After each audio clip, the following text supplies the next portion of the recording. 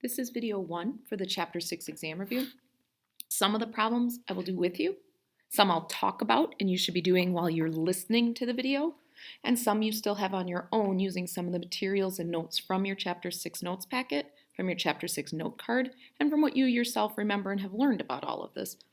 Please be sure you're adding things to your final notes sheet for your exam as you go, but really think about the critical and most important things that you would want for that exam. So in number 1, they're talking about systems of equations, meaning two equations graphed at the same time to look for solutions.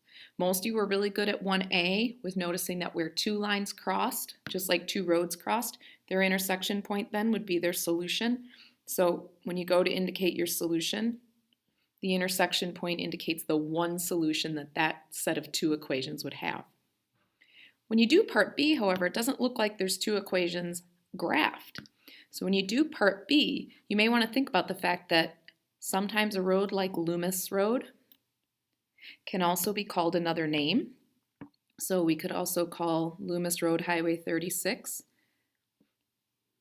And so when we go to see where the intersection of those lines or those roads would be, they intersect at many places. Not any point. For instance, 0, 0 is not a solution. So your first inclination might be to say that there's infinitely many solutions, which is true. That is true.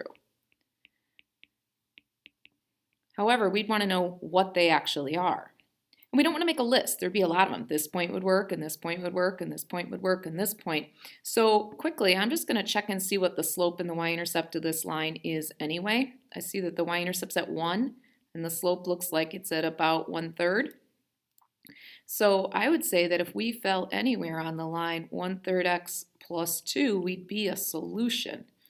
So where you write solutions over here, any solution to y equals 1/3 x plus 2 will solve both of the equations. So in other words, 0, 0 won't solve that, not a solution then. But if 0, 1 would, then that is a solution. And anything that solves one of those equations solves both. So when you're working on number 2 then, and remember, pause the video so that you can actually do the problems in between. When you're working on number 2 then, you want to do exactly what they've got in number 1. You want to make the graph of each of these neatly with a straight edge and see where they cross. So for that first one, I'm not going to do all of it, but you want to be thinking about what's the slope for that one because it's already in y equals mx plus b form. And what's the y-intercept? Graphing that one neatly, then you want to go to the second equation. It's already in y equals mx plus b form, so what's your slope? What's your y-intercept? Make your graph and get your solution. When you get to number 2, you're not going to be able to do it as quickly and easily because the first equation is in slope-intercept form, so you'll easily be able to get the slope and the y-intercept. But that second equation, you're going to need to take that negative 2y equals x minus 16. And I'm not going to write this all out here because I have some people who are only writing down the things they see on the video and not actually trying it themselves. You'd want to divide both sides by negative 2.